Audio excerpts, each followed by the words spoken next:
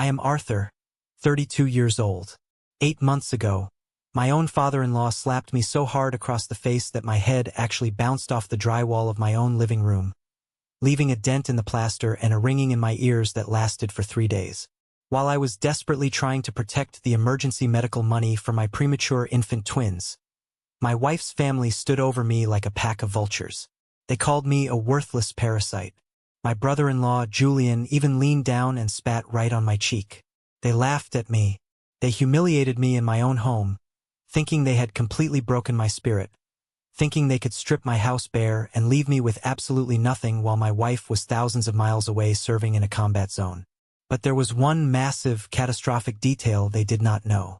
They thought I was just a pathetic, stay-at-home dad living off their daughter's military salary. They thought I was a leech. They had absolutely no idea about the true nature of my career, my actual net worth, or the airtight legal trap my lawyer and I had already set to destroy them. And right at that exact, terrifying moment, they had no idea that the front door was about to swing wide open. Before I tell you exactly what happened and how I brought an entire arrogant, toxic family to their knees, please hit that like button if you believe in true, unapologetic justice. And do not forget to let me know where you are watching from in the comments section below. Your support means everything to me and helps me share this journey. Now, let's go back to the exact second where this nightmare reached its breaking point. My ears were ringing with a high-pitched whine. The metallic, sharp taste of blood instantly filled my mouth, pooling under my tongue. I slid slowly down the wall, my back scraping against the paint, my hands desperately clutching the torn, heavy envelope of cash to my chest. Above me, my father-in-law, Richard, stood with his chest puffed out, breathing heavily through his nose. Richard was a man who prided himself on his local real estate investments and his country club memberships. He was always wearing a tailored suit, always smelling like expensive cigars, and always looking down on anyone who did not match his tax bracket or his outdated idea of what a real man should be. Beside him, my mother-in-law, Martha, let out a sharp, mocking laugh. It was a sound I had heard at Thanksgiving dinners and family gatherings for years, usually directed at a waitress or a neighbor she deemed beneath her. But today it was directed at me. And then there was Julian, my wife's younger brother, the undisputed, untouchable golden child of the family. Julian was 28 years old, chronically unemployed by choice, and currently wiping his mouth with the back of his hand after spitting directly onto my face. "You really thought you could hide this money from us?" Richard snarled, his face turning a deep, angry shade of purple. He took a step closer, the leather of his expensive Italian shoes squeaking against my hardwood floor. "You freeloading piece of trash. You trapped my beautiful daughter. You adopted these defective, broken kids just to lock her down. And now you are stealing her hard-earned salary while she is overseas risking her actual life." The word defective hit me harder than his hand did. He was talking about my sons, my beautiful, fragile, premature twin boys, Leo and Max, who were currently sleeping in the nursery down the hall, completely dependent on the medical equipment I had purchased to keep their tiny lungs functioning. Richard reached down with violent speed and yanked the envelope from my grip. My fingers burned with the harsh friction of the thick paper tearing away from my skin. The thick stack of $100 bills spilled out slightly, the green paper mocking my helplessness. That was not Elena's military pay. That was not her salary. That was cash I had literally just withdrawn from a private vault to pay for an emergency specialist visit for the twins because my credit cards had been illegally frozen. "Give that back to me," I said, my voice shaking with a rage I was desperately trying to control. I tasted more blood as I spoke. "The boys need that money. It is strictly for their medical care. Without that money, the specialist will not perform the respiratory treatment."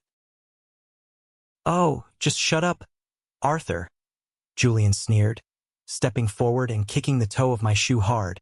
"Elena's money belongs to her real family. You are just a temporary mistake. A phase. Mom, grab the rest of the stuff from the nursery. Get the baby monitors, those expensive air purifiers, whatever you can carry. We are selling it all to recoup our losses." I watched in pure horror as Martha turned toward the hallway, her designer handbag swinging on her shoulder, heading straight for the room where my fragile sons were sleeping. My vision went entirely red. The edges of my sight blurred with pure adrenaline. I planted my hands firmly on the cold floor to push myself up. I did not care that Richard was bigger than me. I did not care that Julian was younger and faster. I was ready to physically fight my wife's entire family to the death to protect my children. I braced my legs, ready to launch myself at Martha's back. But I never had to throw a single punch. The heavy oak front door of our house, the one I had just locked 10 minutes prior, suddenly slammed open with enough explosive force to rattle the glass in the window panes. The brass handle smashed into the entryway wall, cracking the plaster. The three of them froze instantly. Martha stopped dead in her tracks, her hand hovering over the hallway light switch. Julian stumbled backward, his arrogant smirk vanishing. Richard whipped his head around, dropping the torn envelope of cash to the floor. I turned my head, my cheek still stinging, the spit still wet on my skin. Standing in the doorway, silhouetted against the bright afternoon porch light, was my wife, Captain Elena. She was supposed to be deployed in a highly dangerous combat zone for another 4 entire months. But she was here. She was standing in our home in full, dusty combat uniform, her heavy tactical boots planted firmly on the hardwood floor. Her gear was still strapped to her chest. Behind her stood 2 massive, stone-faced military police officers, their hands resting cautiously on their utility belts. The look on Elena's face was not shock. It was not confusion.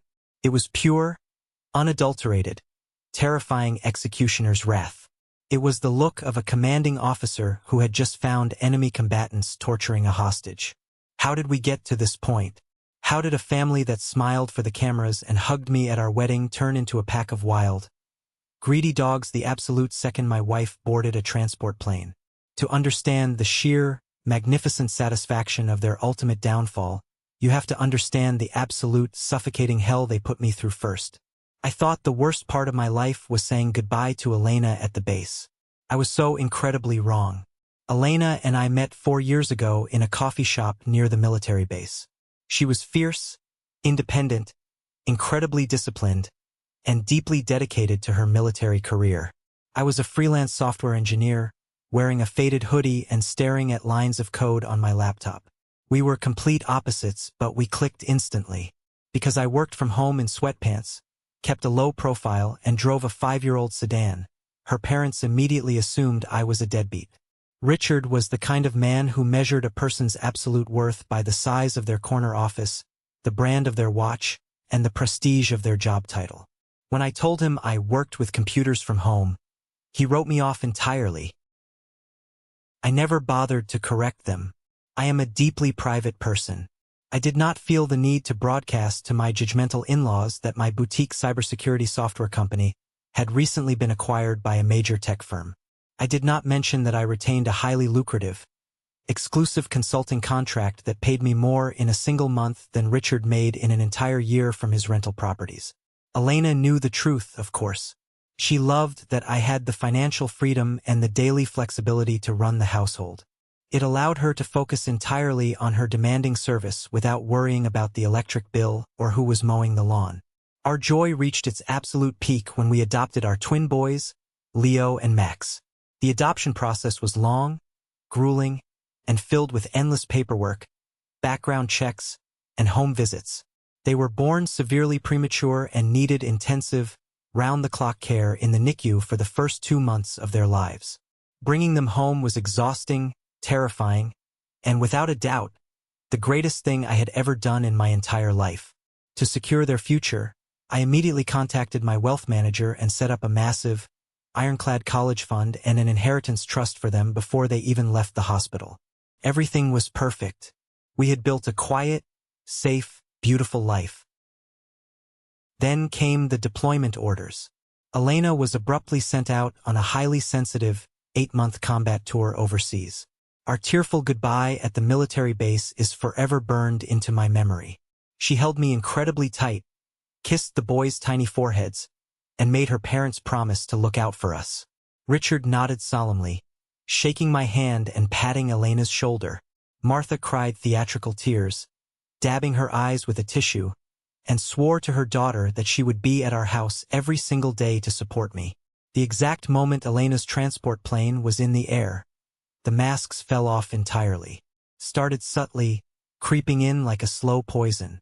2 days after Elena left, Martha let herself into the house using the spare key we had stupidly given her for absolute emergencies. I was in the kitchen, exhausted, meticulously sterilizing bottles in boiling water.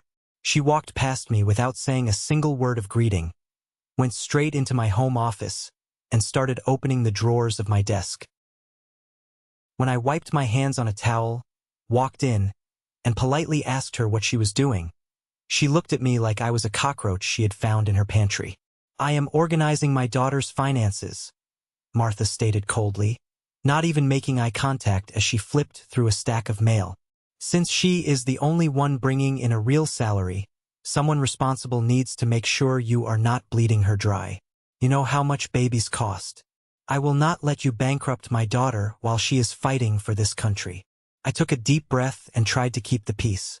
I told myself she was just an anxious mother coping poorly with her daughter being deployed in a dangerous war zone. I politely but firmly asked her to leave my desk alone, explaining that I had everything under control. She scoffed loudly, grabbed a stack of our utility bills, and walked out of the front door without another word. I should have called a locksmith and changed the locks right then and there. I should have set a hard boundary. But I did not want to cause family drama that would inevitably make its way back to Elena. In the military, emotional distraction can be deadly. If Elena was worried about a war at home, she might lose focus in the field. I vowed to handle it myself. I would absorb the abuse to keep her safe. By month 2, the psychological warfare escalated dramatically. I had to take the twins to the pediatrician constantly for weight checks and breathing treatments. One rainy Tuesday afternoon, I came home exhausted, carrying 2 heavy car seats, to find Richard sitting in my living room. He had brought his friend David, the local bank manager who handled the branch where Elena and I kept our joint checking account. They were sitting on my couch, casually drinking my expensive scotch as if they owned the place. Richard looked at me with pure, unmasked disdain. "Arthur, David and I were just discussing Elena's accounts. It seems there have been some unusually high charges at the pharmacy and the specialty grocery store over the last few weeks. Are you funding a lavish lifestyle on my daughter's dime? I am buying specialized premature infant formula and prescription respiratory medication," I replied, my voice dropping to a dangerously low register. "Which you would know if you ever bothered to call and ask about the health of your grandsons." "Those aren't my grandsons," Richard fired back instantly, his face twisting in genuine disgust. "They are charity cases you dragged into my daughter's life to guilt her into staying with you. I am putting a stop to this nonsense today. David is going to freeze the joint credit cards until Elena returns. You will have to get a real job to pay for your little projects." I stared directly at David. He looked slightly uncomfortable, shifting his weight on my couch, but he nodded along with Richard. I knew the law. I knew it was entirely illegal for David to restrict my access to my own joint accounts without a direct court order or Elena's signature. Richard wielded a lot of influence in our local town's business circles, and David was clearly bending the rules to appease a wealthy client.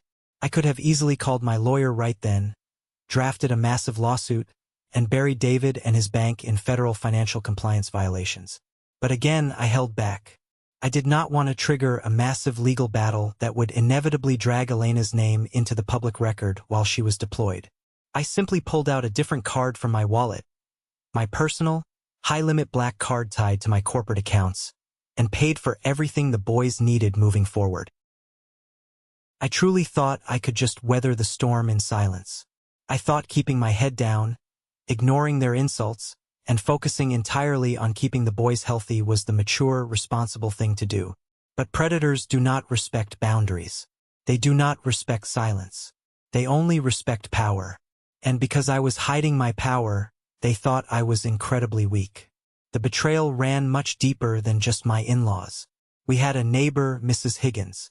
She was a sweet-looking, elderly woman who always brought over baked goods and attended the local HOA meetings. I thought she was a friendly face in a lonely neighborhood. I did not realize she was Martha's personal, dedicated spy.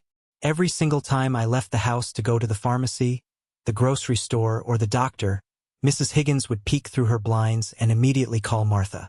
Martha would then use her spare key to enter my home while I was gone, snooping through my closets, checking my computer history, looking for any excuse to build a case against me. She was actively looking for ammunition to force a divorce. She was acting like a vulture at a funeral, waiting for the body to drop. The situation was rapidly reaching a boiling point. The air in my own home felt toxic and heavy, but absolutely nothing could have prepared me for the morning Julian pulled into my driveway. The sheer audacity and criminal nature of what they had done behind my back was about to hit me like a runaway freight train. It was a bleak, overcast Tuesday morning. The twins had been up almost the entire night with mild fevers, a common but terrifying occurrence for premature babies. I was running on exactly 2 hours of broken sleep.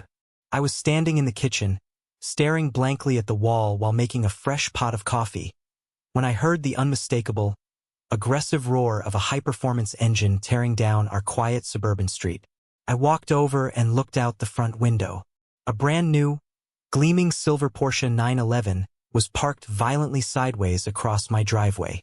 The tires had completely crushed the delicate rose bushes Elena had spent her last weekend at home planting. The driver's door popped open, and Julian stepped out. He was wearing an expensive designer leather jacket, aviator sunglasses, and a smug, arrogant grin that made the blood in my veins run completely cold. Julian had never held a steady job for more than 3 consecutive months in his entire adult life. He had burned through a small, modest inheritance from his grandparents years ago on bad crypto investments and constantly begged Elena for money to cover his rent. Seeing him stepping out of a $100,000 luxury sports car made the hair on the back of my neck stand up immediately. Something was deeply, horribly, legally wrong. I opened the front door and walked out onto the porch, crossing my arms tightly over my chest to keep my hands from shaking. "Move the car, Julian. You are crushing Elena's roses." He laughed loudly, a grating sound, and leaned casually against the pristine hood of the Porsche. "Relax, Artie. I'll buy you a new bush. Actually, no, I won't. You can buy it with whatever pathetic scraps my sister leaves you when she finally realizes what a loser you are. What do you think of the new ride? Custom interior." "Where exactly did you get the money for a Porsche?" I asked flatly, my eyes scanning the temporary dealer tags. "Investment payout," he lied smoothly, not even blinking. "Dad helped me set it up with his real estate contacts. I'm moving up in the world, Artie. Speaking of which, Dad wants to see you at his office this afternoon. He said to tell you not to be late." Julian tossed his lit cigarette but directly onto my front lawn, got back into the sports car, revved the engine obnoxiously loud, and sped off, leaving a thick trail of exhaust fumes and ruined flowers in his wake. I did not go to Richard's office. I went straight back inside the house, locked the door, and immediately booted up my secure, multi-monitor workstation. I am a senior software engineer specializing in data security and financial encryption. Finding hidden information is literally what I built my career on. I logged into the joint banking accounts, the ones David the bank manager had supposedly frozen at Richard's request. I bypassed the standard, consumer-facing banking portal and ran a deep, diagnostic trace on the recent transaction histories using tools the bank's IT department wouldn't even understand. What I saw on the screen made my stomach drop so hard I felt physically sick. The primary joint checking account was untouched, but the secondary, highly secure emergency medical fund we had set up specifically for the twins, an account that was supposed to be completely restricted and require dual authorization, had been utterly drained. Almost $90,000 was gone, vanished. I tracked the digital footprint. The money had been wired out in 3 separate massive transactions over the last 4 weeks. The destination was an obscure LLC registered under Richard's name, specifically categorized as a real estate holding company. They had not just frozen my credit cards to control my grocery spending. They had somehow bypassed the security protocols, absolutely with David's corrupt help from inside the bank, and stolen the money meant to keep my fragile sons alive. And then, Richard had funneled that stolen medical money to Julian so he could buy a Porsche to stroke his own massive ego. The sheer, calculated evil of it paralyzed me for a long moment. I sat in my ergonomic chair, staring at the glowing numbers. They knew the twins needed an upcoming, highly specialized respiratory surgery. They knew that money was our safety net, and they took it to buy a luxury toy for their golden child. Suddenly, my cell phone buzzed on the desk. It was Claire, Elena's cousin. Claire had always played the sweet, innocent peacemaker in the family. She came over often, bringing cheap coffee, pretending to check on the boys, and offering a shoulder to cry on. I answered the phone, my voice completely tight. "Arthur, hey?" Claire said softly, her voice dripping with fake sympathy. "I heard about the credit cards being frozen. I am so sorry Uncle Richard is being so difficult right now. Listen, I know a way to get them off your back for good." "I am listening," I said evenly, my eyes still locked on the zero balance of the medical fund on my monitor. "Uncle Richard just wants to feel completely secure about Elena's assets while she is away. He is terrified of a nasty divorce or a custody issue if things go bad between you two. If you just sign over temporary power of attorney for the real estate property to him, he will back off. He will unfreeze the cards. He just wants his name on the deed to protect his daughter's investment. It is just a formality, Arthur. Please, just do it for the sake of the babies." I closed my eyes. The final puzzle piece clicked perfectly into place. Claire was not a peacemaker. She was the inside man. She was currently facing a massive, career-ending lawsuit over a failed retail business venture of her own, and she desperately needed cash. Richard was promising her a cut of the pie if she could convince the dumb, desperate, broke stay-at-home dad to sign away the deed to our $1 million suburban home. "I will think about it, Claire," I said coldly, and hung up the phone without waiting for her reply. I did not panic. I did not scream. I did not throw anything. A strange, icy, terrifying calm washed over my entire body. I picked up my phone and made 3 very specific calls. The first call was to my personal corporate lawyer, a shark of a man named Harrison. I instructed him to draft the most aggressive, scorched-earth legal complaints he had ever written in his 30-year career. I wanted civil suits for grand larceny, wire fraud, and emotional distress targeting Richard, Martha, Julian, David, and Claire. I wanted emergency custody safeguards put in place so they could never legally approach my children again. The second call was to Mr. Sterling, the billionaire CEO of the tech giant that had acquired my company. Sterling owed me his entire global cybersecurity infrastructure. I told him I needed a large amount of physical, untraceable cash delivered to my house, securely, and I needed my primary Black accounts fully activated for immediate, massive transfers to Harrison's legal trust. Sterling offered me a massive promotion and a board seat on the spot out of sheer respect for the coldness in my voice, but I declined. I just needed the money mobilized. The third call was the most important. It was to a private, high-level military contractor liaison I knew through Elena's command structure. I needed to get a highly encrypted, priority emergency message directly to my wife's commanding officer. I was no longer keeping the peace. I was bringing down the hammer of God. I spent the next 2 agonizing weeks setting the bait. I played the pathetic victim perfectly. I let Mrs. Higgins see me looking stressed, unshaven, and exhausted. I let Claire think I was seriously considering signing the house over to Richard. I made sure Richard and Martha thought I was completely broken, and completely out of options. And then I made my final move. I laid the trap that would end their reign of terror forever. But nothing in life goes perfectly according to plan, and the storm was about to violently hit my living room sooner than I ever expected. The tension inside the house over those 2 weeks was physically unbearable. Felt like walking through thick mud. Max, the smaller and more fragile of the twins, suddenly developed a severe, rattling respiratory infection. His breathing became shallow and fast. The pediatrician, Dr. Aris, a highly respected specialist in the city, informed me during an emergency visit that Max needed a highly specialized breathing treatment machine and a specific imported formula that our standard insurance absolutely refused to cover. I stood in Dr. Aris's sterile white clinic, holding Max tightly against my chest. Dr. Aris examined Max's chart, his face grim and tired. "Arthur, I know things are extremely tight financially with Elena away on deployment, but you need to get this medication and this machine today. His lungs are struggling to oxygenate his blood. We cannot wait." "I will get it," I promised, my voice unwavering. "Write the prescription. Money is not an issue." Dr. Aris hesitated, tapping his pen against the clipboard. He was an excellent doctor, but he played golf at the same country club as Richard. He knew the local gossip. He knew the family dynamics. "Arthur, Richard actually called the clinic yesterday. He demanded to know if you were racking up unnecessary, frivolous medical bills on Elena's tab. I had to tell him no due to patient confidentiality, but he made it sound like you were on the verge of bankruptcy. If you need help, do not worry about Richard ever again," I said, my voice cutting through the room like a knife. "Just write the prescription, doctor."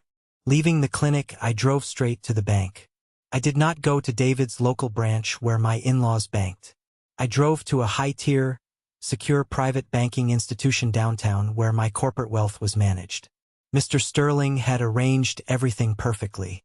I walked past the marble columns, was escorted immediately into a secure, soundproof vault area, and withdrew $20,000 in crisp, banded cash. I needed it immediately for the private medical supply company, which only dealt in wire transfers or certified physical funds for expedited emergency equipment, and I absolutely did not have time to wait for a standard wire to clear over the weekend. Max's life depended on it. I put the thick, heavy envelope of bills into the inside pocket of my jacket, feeling the weight of it against my ribs. I drove to the medical supplier, bought the specialized respiratory machine and the imported medication, drove home, and immediately administered the breathing treatment to Max. Within an hour, his color improved from a terrifying pale blue to a healthy pink. His breathing slowed. The boys finally, mercifully, fell into a deep, peaceful sleep in their cribs in the nursery. I walked into the kitchen, the adrenaline slowly leaving my system, and poured myself a tall glass of ice water. I leaned against the granite counter, rubbing my burning eyes. The physical exhaustion was bone deep, a heavy ache in my muscles, but my mind was racing at 1,000,000 miles an hour. The legal documents were completely ready. Harrison had sent me the final drafts. The private investigators I hired had already compiled a massive, undeniable mountain of photographic and digital evidence against Richard's fraudulent LLC, Julian's car purchase, and David's illegal banking maneuvers. All I had to do was wait for Monday morning to formally file the lawsuit and destroy them financially and legally. Then the doorbell rang. It was not a polite, normal ring. It was frantic, aggressive, sustained pressing. Buzz, buzz. I looked at the high-definition security monitor mounted on the wall. It was Richard, Martha, and Julian. They looked absolutely furious, pacing on my porch. Mrs. Higgins, the loyal neighborhood spy, must have been watching through her curtains. She must have seen me carrying the large medical supply boxes and the bank envelope into the house and immediately called Martha to report that I somehow still had access to large amounts of money. I took a deep breath, unlocked the deadbolt, and opened the door. They didn't even wait for an invitation. They violently pushed past me immediately, storming into the hallway like a rogue SWAT team executing a raid. "Where is it?" Richard demanded loudly, his face red with exertion, his eyes scanning the living room wildly. "Keep your damn voice down," I warned him fiercely, pointing a strict finger toward the hallway. "The boys are finally asleep after a medical emergency. What the hell do you want?" "Do not play dumb with me, you little rat," Martha hissed, stepping up to me and poking my chest with her manicured finger. "Mrs. Higgins saw you counting a massive stack of cash in your car before you brought those boxes in. Where did you get it? Did you take out a secret, illegal loan against our daughter's house?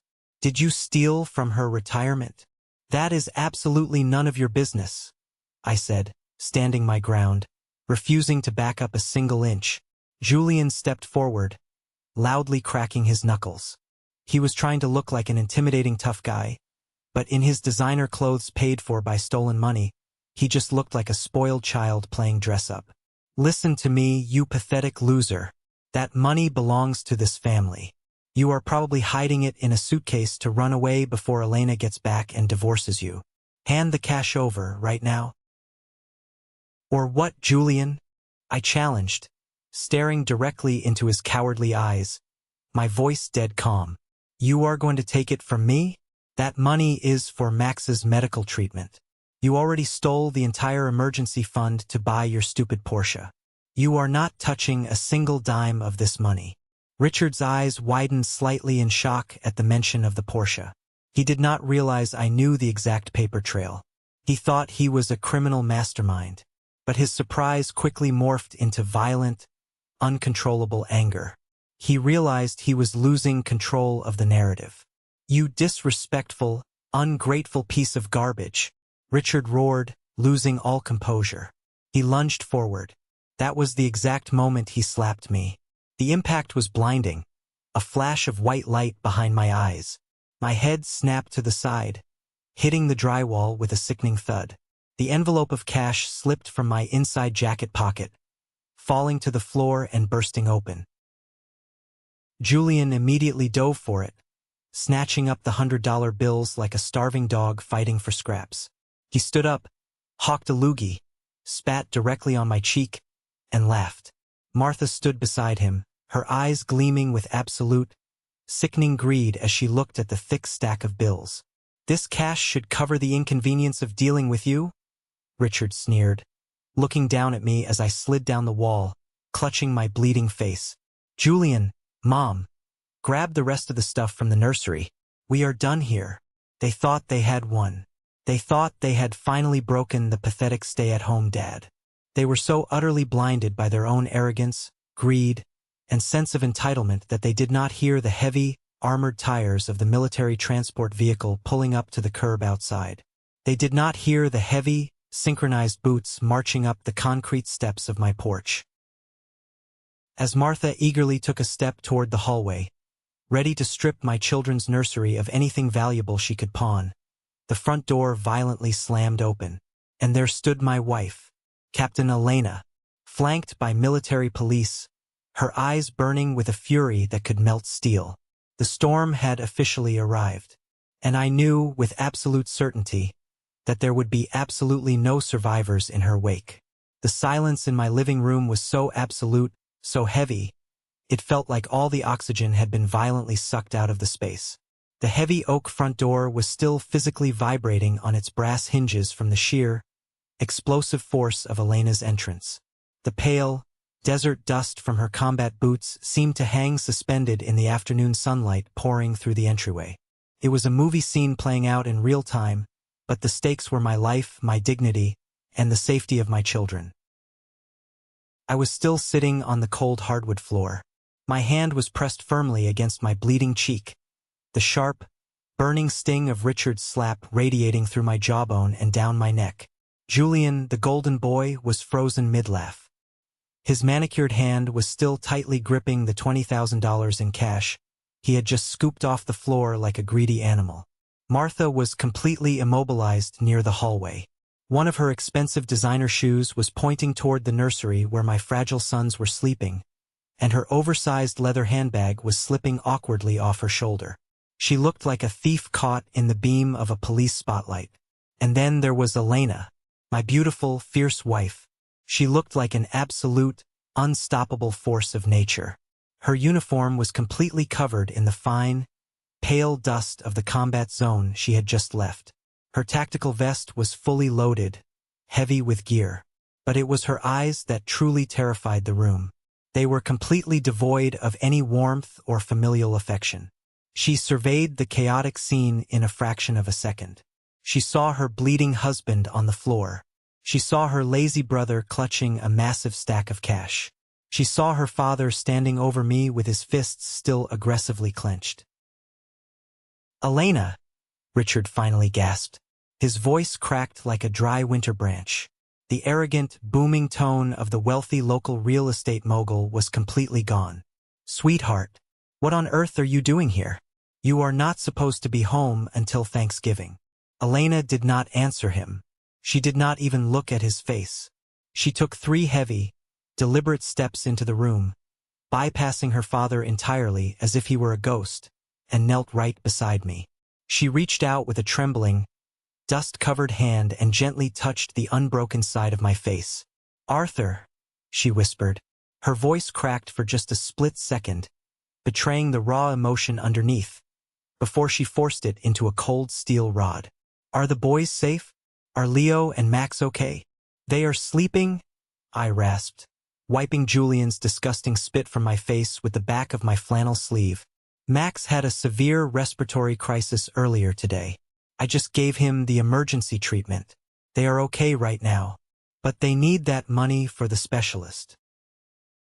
Elena's jaw tightened so hard I genuinely thought her teeth might shatter under the pressure. She stood up slowly, turning to face the people who shared her DNA. Behind her, the 2 massive military police officers, Sergeant Miller and Corporal Jenkins, stepped fully into our house. Jenkins immediately raised his heavy-duty, military-grade smartphone. The red recording light glared like a sniper's laser sight, pointed directly at Richard's chest. "Elena, you have to understand what you are seeing here," Richard started, his slimy survival instincts finally kicking into overdrive. He was a master manipulator, a man who had spent decades spinning narratives at country club dinners and HOA meetings to protect his inheritance and his flawless public image. He took a tentative step toward her, holding his hands up in a fake, placating gesture. "This man you married is a criminal. Mom and I came over to check on the boys because we were worried, and we caught Arthur trying to flee. He was stealing from your joint bank accounts. Look at Julian's hand. Arthur was trying to stash $20,000 in physical cash to abandon your children and file for a nasty divorce while you were deployed overseas." It was a brilliant, disgusting, flawlessly delivered lie. It was exactly the kind of lie that would absolutely work on someone who did not know the truth, someone who had not been paying attention. But Elena knew everything. She knew the unfathomable depths of my loyalty. And thanks to the encrypted priority message I had sent to her commanding officer weeks ago, she knew exactly what her toxic family had been doing in the shadows for the last 8 months. "Put the money down, Julian," Elena commanded. Her voice was not a sisterly request. It was a direct, lethal military order. Julian swallowed hard. I could see his Adam's apple bobbing nervously against his collar. He looked down at the thick stack of $100 bills in his hand, then looked up at the 2 military police officers glaring at him with pure contempt. He slowly, shakily bent down and placed the torn envelope of cash onto the glass coffee table, backing away immediately as if the money had suddenly caught fire and burned him.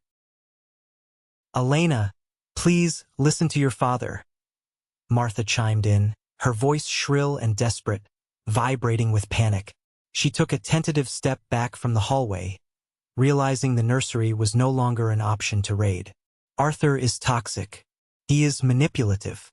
We were just trying to protect your hard-earned assets. We were protecting your military salary.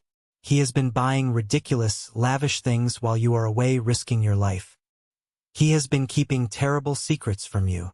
The only people keeping secrets in this house are you," Elena fired back, her voice echoing loudly off the vaulted ceiling of our living room. "I know exactly what you did, Dad. I know all about the fraudulent real estate LLC you set up to drain the medical fund. I know about your little arrangement with the bank manager, David. I know you used the money meant to keep my premature babies breathing to buy Julian a luxury sports car." Richard's face drained of all color instantly. He looked exactly like a man who had just been handed a terminal diagnosis. How could you possibly know any of that? You have been in an active combat zone. He is lying to you, Elena. Arthur is a master manipulator. He is an unemployed, pathetic stay-at-home dad who does absolutely nothing but drain your resources. He is a leech. At that exact, perfect moment, The deep, rhythmic, thundering thud of heavy rotor blades filled the air outside. The sound was so incredibly loud the framed pictures on our walls literally rattled. A massive, sleek black corporate helicopter was descending onto the empty grassy lot at the end of our suburban street. Less than a minute later, a black luxury SUV with heavily tinted windows pulled aggressively into my driveway, parking directly behind Julian's shiny new silver Porsche, completely boxing it in. The front door of my house, still wide open to the neighborhood, admitted a tall, highly distinguished man in his late 60s. He was wearing a bespoke, charcoal gray suit that probably cost more than Julian's entire car. He had silver hair, piercing blue eyes, and an aura of absolute, terrifying, billionaire authority. Two massive private security guards flanked him, scanning the room. It was Mr. Sterling, the CEO of the tech conglomerate that had purchased my software company. Richard gasped audibly. As a local real estate developer, Richard knew exactly who Sterling was. Everyone in the high-end financial world knew Sterling. Richard had spent years desperately trying to get a simple 15-minute meeting with Sterling's investment group to pitch a project, and he had been repeatedly, embarrassingly denied. "Mr. Sterling?" Richard stammered, completely ignoring the military police and stepping forward, automatically extending his hand like a trained dog. What an incredibly unexpected honor. "I am Richard. We have mutual associates in commercial real estate downtown. What brings a man of your stature to this neighborhood?" Sterling did not even look at Richard's outstretched hand. He looked down at the fresh blood on my face, then looked at Julian cowering near the kitchen, and finally looked at Elena. He gave her a deeply respectful, solemn nod. "Captain," Sterling said in his rich, gravelly voice, commanding the attention of everyone in the room. "Thank you for your service to this country. I sincerely apologize for the dramatic entrance, but my head of global cybersecurity informed me he was dealing with a highly volatile, hostile domestic situation. I do not let my most valuable assets face threats alone." Sterling walked right past Richard as if the man were a piece of cheap, invisible furniture. He extended his hand down to me. I took it, and he pulled me up from the floor with surprising physical strength. "Arthur," Sterling said, clapping me firmly on the shoulder. "Are you all right? My legal team is waiting outside in the SUV right now. The transfer of the physical funds you requested is fully complete and secured." Richard looked like his brain was physically short-circuiting. His eyes darted frantically between me and the billionaire CEO. Wait a minute. Mr. Sterling, please, there must be some kind of massive misunderstanding here. You just called my son-in-law your most valuable asset. Arthur doesn't work. He plays with computers in the spare bedroom. He is broke." Sterling finally turned to look at Richard, and the absolute, unmasked disgust on his face was one of the most beautiful things I have ever witnessed. "You truly are an exceptionally ignorant, pathetic man," Sterling said coldly, his voice dripping with venom. "Arthur does not play with computers. Arthur is the original, sole architect of the proprietary encryption software that currently secures the financial data for 3 of the largest banks in the world. When my firm acquired his company 2 years ago for an 8-figure sum, he personally negotiated a contract that allows him to work exclusively from home so he could raise his children. His current monthly consulting salary alone makes him one of the wealthiest men in this entire zip code." Martha let out a sharp, choked gasp, clapping both of her hands tightly over her mouth. Her eyes were as wide as dinner plates.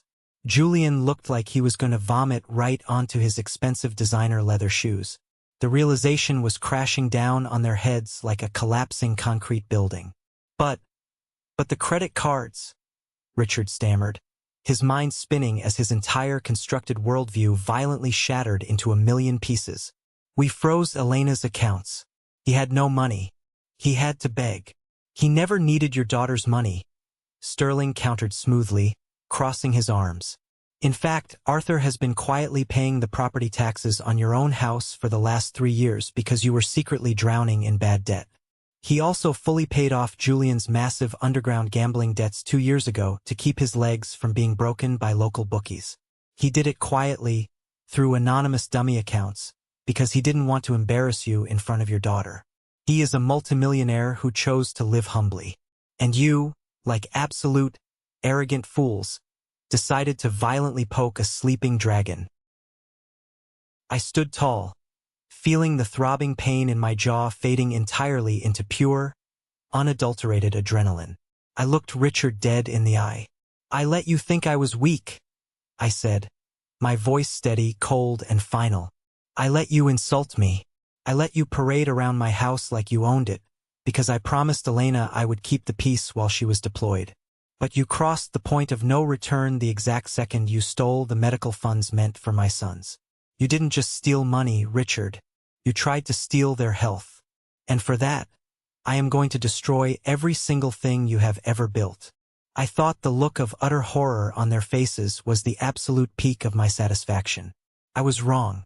The real legal nightmare for them was just beginning. The crushing, suffocating weight of the truth had completely paralyzed my in-laws. Martha was openly weeping now. These were not tears of genuine remorse or guilt for the pain she had caused. They were tears of absolute, selfish terror.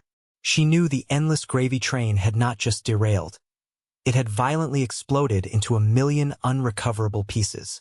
Julian was slowly backing away toward the kitchen island, frantically looking for a back exit like a trapped, cowardly rat. Richard, however, was a classic, textbook cornered narcissist. And cornered narcissists always double down on their delusions of grandeur. "This is ridiculous," Richard spat, desperately trying to regain his dominant, authoritative posture, though his hands were trembling so violently he could barely keep them at his sides. He aggressively pulled his expensive cell phone from the inside pocket of his tailored suit jacket. "I don't care how much hidden money you have, Arthur. You still assaulted me. You have been legally hiding massive assets during a marriage. That is absolute grounds for a massive, ruinous lawsuit. I know the chief of police in this town personally. We golf every single Sunday. I am calling him right now, and I am having you arrested for battery, and we will see exactly how your fancy tech job handles a highly publicized domestic violence charge." He aggressively dialed the numbers, holding the phone to his ear with a triumphant, malicious glare directed right at my face. Elena did not even flinch. She did not break eye contact with her father. She just turned her head slightly to the side. "Sergeant Miller."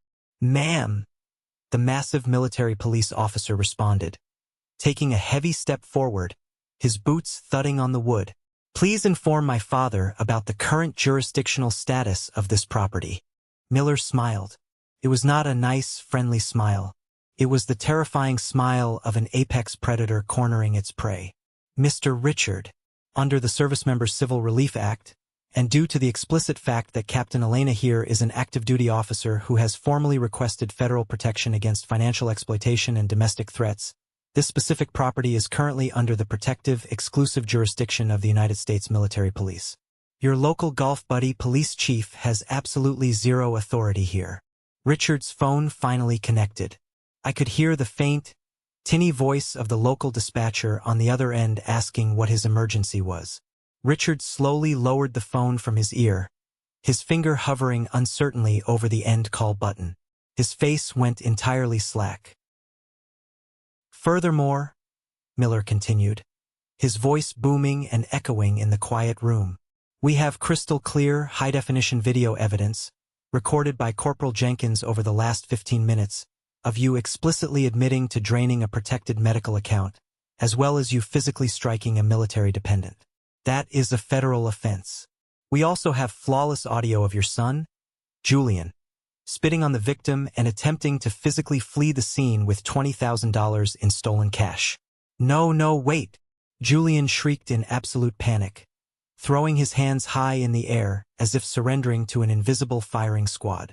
"I didn't steal anything. Dad gave me the money for the car. I didn't know it was from the baby's medical fund. I swear to God, Elena, I didn't know anything about it." He threw his own father under the speeding bus without a single second of hesitation. That was the profound level of loyalty Richard had bred in his golden child.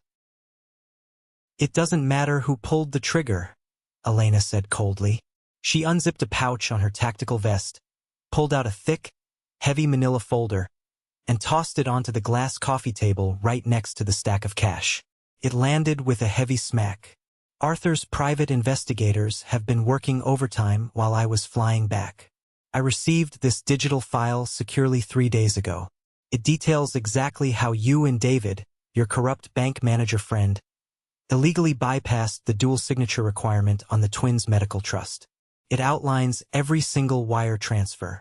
It details the fraudulent LLC you created to hide the theft. I stepped forward, reaching into my jacket pocket and pulling out a formal, heavily stamped legal document drafted by my lawyer, Harrison. This, I said, holding the paper up so Richard could clearly read the bold heading, is a federal freeze order.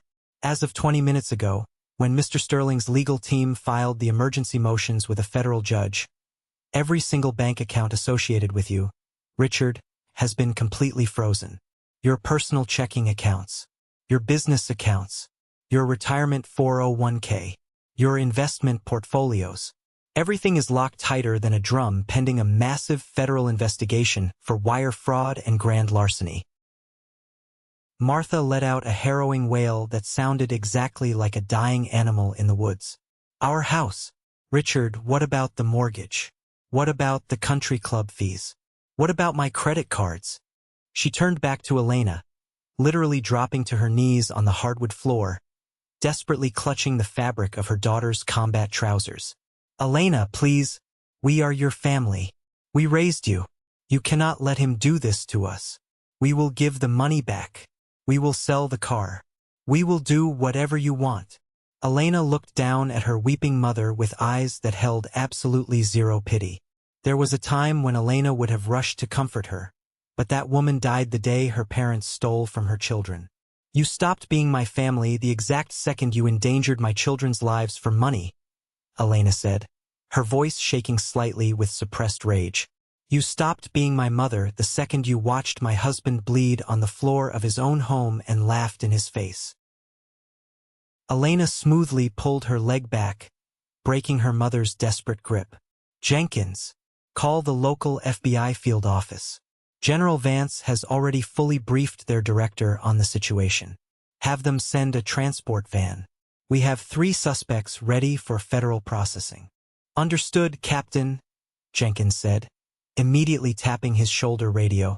Pure, unadulterated panic completely overtook Julian. He bolted.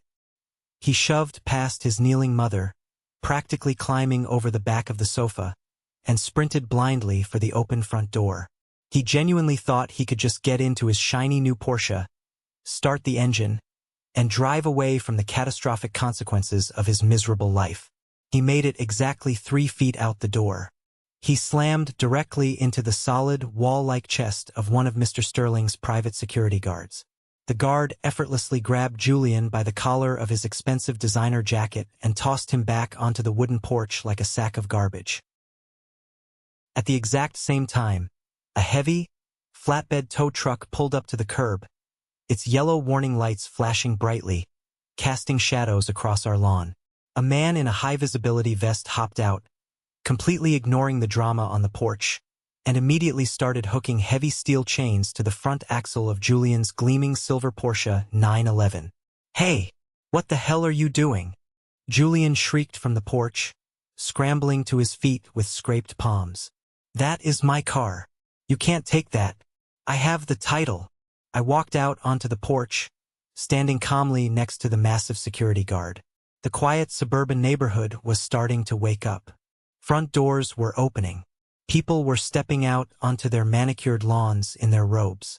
I clearly saw Mrs. Higgins standing on her pristine front walkway, her jaw hanging wide open in shock as she watched the utter chaos unfold at the house she had been spying on. You don't have the title, Julian? I said loudly, projecting my voice so the entire neighborhood could hear the absolute truth. You bought that luxury car using stolen medical funds, which means the car was purchased with the direct proceeds of a federal crime. My legal team filed a hard lien against it this morning. That Porsche is being impounded right now as federal evidence. You are going to be walking for a very, very long time. Julian fell to his knees on the cold concrete of the porch, burying his face in his hands, sobbing uncontrollably like a toddler as the tow truck mercilessly ripped his ultimate status symbol away from the curb and drove off down the street. Inside the house, Richard was completely defeated. The fight had completely left his body. He slumped heavily onto my sofa, staring blankly at the floor. He looked 20 years older. The arrogant real estate mogul was dead. In his place sat a broken, pathetic old man who had finally, agonizingly realized that his massive ego had just cost him everything he had ever valued in his entire life. The wail of police sirens echoed in the distance, growing louder by the second. The federal agents were arriving. I turned back into the house, firmly closing the door on the public spectacle outside. Elena was standing alone in the center of the living room. She slowly unbuckled her heavy tactical vest, letting it drop to the floor with a heavy thud. She looked exhausted, completely drained, but the fierce fire in her eyes was slowly being replaced by the gentle, familiar warmth I had missed for 8 excruciating months. She walked over to me, ignoring her broken parents completely. She wrapped her arms tightly around my neck and buried her face deep in my shoulder. I held her, feeling the solid, real weight of her against me. "I am so incredibly sorry I left you alone with them," she whispered into my ear, her tears finally falling, soaking into the fabric of my shirt. "I should have known they were capable of this. I should have protected you better." "You came home?" I whispered back, resting my cheek against her hair, breathing in the scent of dust and her familiar shampoo. "That is all that matters. You came home, and you brought the storm." The FBI agents stormed the house a minute later. They handcuffed Richard, Martha, and Julian, reading them their Miranda rights and marching them out into the bright afternoon sun in front of all the neighbors.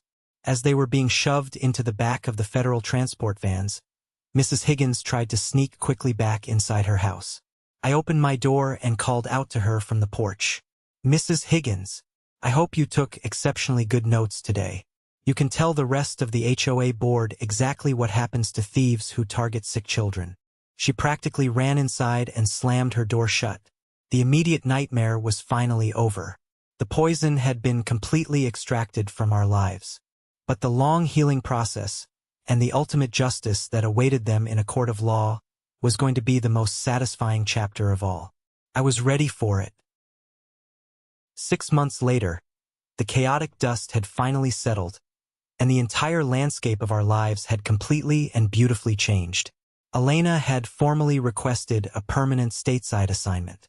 Given her impeccable, highly decorated service record and the severe, publicized trauma of our family situation, her military command, led by General Vance, quickly approved the transfer. She was now the commanding officer of an advanced training battalion at a secure base only 30 minutes from our home. After 8 months of terror, she came home to us every single night for dinner.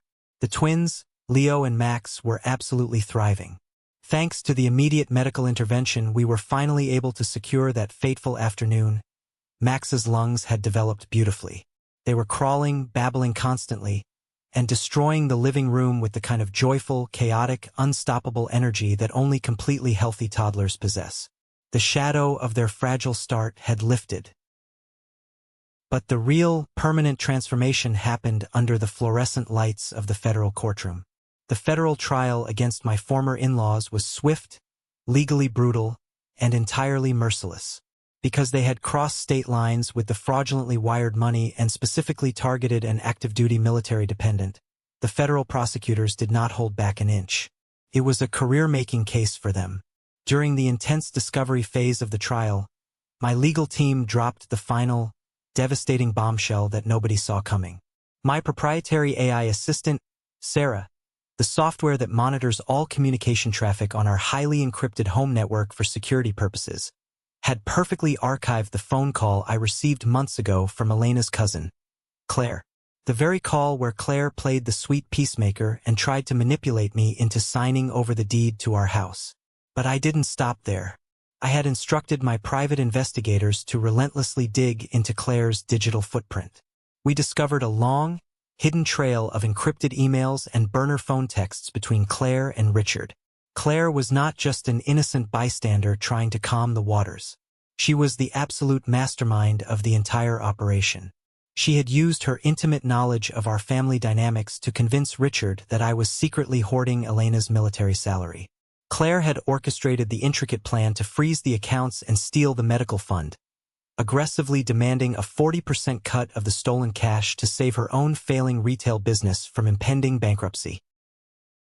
When my brilliant lawyer, Harrison, played the crisp audio recordings and explicitly displayed the damning emails on the massive presentation screens in the federal courtroom, the entire gallery gasped in shock. Claire, who had been sitting comfortably in the audience row pretending to be a supportive, grieving family member, turned a sickly shade of pale green. She was swiftly arrested by armed federal marshals in the hallway right outside the courtroom during a 15-minute recess. She was formally charged with federal conspiracy to commit wire fraud, extortion, and witness tampering. Her failing business was immediately seized by the government, and she was suddenly looking at a minimum of 5 grueling years in a federal penitentiary. The look of absolute betrayal on Richard's face when he realized his own niece had manipulated him was almost poetic. The dominoes continued to fall with satisfying speed. David, the corrupt, arrogant bank manager, did not even make it to the trial phase. To avoid a lengthy federal prison sentence, he cowered out and accepted a harsh plea deal. He turned over every single piece of financial evidence against Richard, providing the prosecutors with a perfect roadmap of the theft. David was publicly stripped of his banking license, hit with a massive 6-figure fine that wiped out his savings, and sentenced to 3 years of strict house arrest. His lucrative career and his standing in the community were completely annihilated. As for the main villains of this story, the federal judge showed absolutely zero leniency. Richard was found unequivocally guilty on multiple serious felony counts. Because all of his assets had been frozen and subsequently seized by the government to pay back the stolen funds with massive punitive penalties, he could not afford his high-priced, shark defense attorneys. He was forced to use a public defender. He lost all his commercial real estate properties to rapid foreclosure. He lost the prestigious country club membership he valued far more than his own daughter's love. He was sentenced to 8 hard years in federal prison. Martha, who sobbed hysterically and dramatically through the entire sentencing hearing, was found guilty as a knowing accessory to the crimes.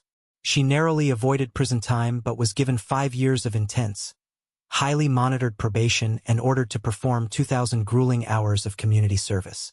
Without Richard's money or influence to shield her, she was forced to pack up and move out of her massive suburban estate and into a tiny, run-down 1-bedroom apartment on the bad side of town. The high-society friends she had spent her entire adult life trying to impress completely abandoned her overnight. She was a social pariah. And Julian, the precious golden boy. Julian was convicted of grand larceny, receiving stolen property, and physical assault. The judge was particularly disgusted by the verified fact that he had knowingly used funds meant to keep sick infants breathing just to buy a luxury sports car to show off to his friends. Julian was sentenced to 4 years in a medium-security facility. The last time I ever saw him, he was wearing an oversized, scratchy orange jumpsuit, his expensive designer haircut completely gone, looking utterly terrified as the stern bailiffs led him away in heavy chains. They had lost absolutely everything. Their money, their freedom, their elevated social status, and most importantly, they had lost their family forever. Elena and I did not celebrate their destruction with champagne or parties. We simply closed the dark chapter. We walked out of the heavy doors of the federal courthouse hand in hand, stepping out into the bright, crisp autumn air. We got into my car. Not a flashy sports car, but a safe, reliable, comfortable family SUV, and drove home to our children. We had completely excised the toxic cancer from our lives. We had protected our boundaries with an unbreakable wall of iron and law. Now, it was finally time to focus entirely on the future we deserved. It was a perfect, golden Sunday afternoon in late September. The air was crisp, smelling faintly of fallen leaves and wood smoke from a neighbor's chimney. We were hosting a massive, joyful barbecue in the sprawling backyard of our brand new home. We had sold the old house weeks ago. There were simply far too many toxic, haunting memories tied to that entryway, to that living room wall where my head had hit the drywall, and moved to a beautiful, highly secured gated property with acres of green land where the boys could run free safely. The massive backyard was filled with loud, genuine laughter. Sergeant Miller and Corporal Jenkins, who had become like brothers to us, were manning the massive stainless steel grill, expertly flipping burgers and arguing good-naturedly about fantasy football scores. Mr. Sterling, who had surprisingly become a close family friend, was sitting casually on the expensive patio furniture, bouncing a giggling, energetic Leo on his knee while simultaneously discussing a revolutionary new cybersecurity initiative with me. Elena was standing near the vibrant flower garden, holding Max, laughing brightly at a terrible dad joke Miller had just told. She looked absolutely radiant. The heavy, dark shadows that had haunted her eyes during the grueling months of the trial were completely gone. She was finally at peace. I stood by the edge of the stone patio, holding a cold, sweating bottle of beer, simply watching the beautiful scene unfold in front of me. This was my family, not the people bound to us by a random, meaningless accident of genetics. Blood does not automatically make a family. Blood is just biology. Family is defined by unwavering loyalty. Family is defined by the people who stand fiercely in front of you when the wolves are scratching at the door. Family is the people who will fly across the world, kick down a heavy oak door, and wage an absolute war to protect you when you cannot protect yourself. I had spent years of my life keeping my head down. I had foolishly believed that being the bigger person meant silently absorbing the abuse, staying quiet, and sacrificing my own dignity just to keep a toxic, fragile peace. I had let Richard, Martha, and Julian walk all over me because I was deeply afraid of the inevitable conflict. I was afraid of ruining Thanksgiving dinners. I was afraid of making waves and upsetting my wife. I realize now, with crystal clarity, that keeping the peace with toxic people is just a slow, painful form of emotional suicide. You cannot ever negotiate with emotional terrorists. You cannot love a raging narcissist into respecting you. When people show you exactly who they are, when they show you that they value a luxury car over a helpless child's life, when they show you that they view your hard work as their personal inheritance to plunder, you must believe them the very first time. Through this nightmare, I learned how to set unbreakable boundaries. I learned that true strength isn't about how much pain you can silently endure in the shadows. True strength is having the absolute, unflinching courage to draw a hard line in the sand and say, "No more." It is having the courage to ruthlessly protect your inner peace, your vulnerable children, and your spouse, even if it means completely cutting off the people who share your last name.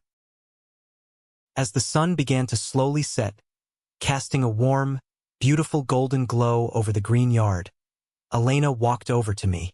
Max was sound asleep on her shoulder, his little chest rising and falling in a steady, incredibly healthy rhythm. She leaned her head against my side, and I wrapped my arms securely around her waist, pulling her close. "What are you thinking about so intently?" she asked softly, looking up at me with those eyes I loved so much. "I'm just thinking about how incredibly lucky I am," I said, leaning down and kissing the top of her head. "I have absolutely everything I ever wanted right here in this yard." She smiled, a deep, genuine, soul-healing smile. "We built this life, Arthur. We survived the fire they started, and we built something beautiful from the ashes." "We did," I agreed, clinking my bottle gently against her glass. "And absolutely nobody is ever going to take it away from us again." To anyone watching this video right now who is sitting in the dark, suffocating under the crushing weight of a toxic family, to the husbands who are mocked for their choices, to the wives who are constantly undermined, to the parents who are endlessly judged and manipulated by the very people who should be supporting them unconditionally, hear my voice clearly. You are not obligated to set yourself on fire just to keep other people warm. You have the absolute, undeniable right to walk away. You have the right to legally, financially, and emotionally protect your children, your hard-earned assets, and your sanity. You have the right to build a brand new table and only invite the people who actually respect and love you to sit at it. It will be terrifying. It will be painful. The guilt trips will be vicious and relentless. But on the other side of that fear is a peace so profound, so deeply beautiful, you will wonder why you didn't leave years earlier. Do not wait for them to magically change. They won't. Take your power back today. Have you ever faced something similar with your own family? Have you ever had to draw a hard line in the sand and walk away from toxic relatives to protect your own peace and your children? Share your raw story in the comments section below.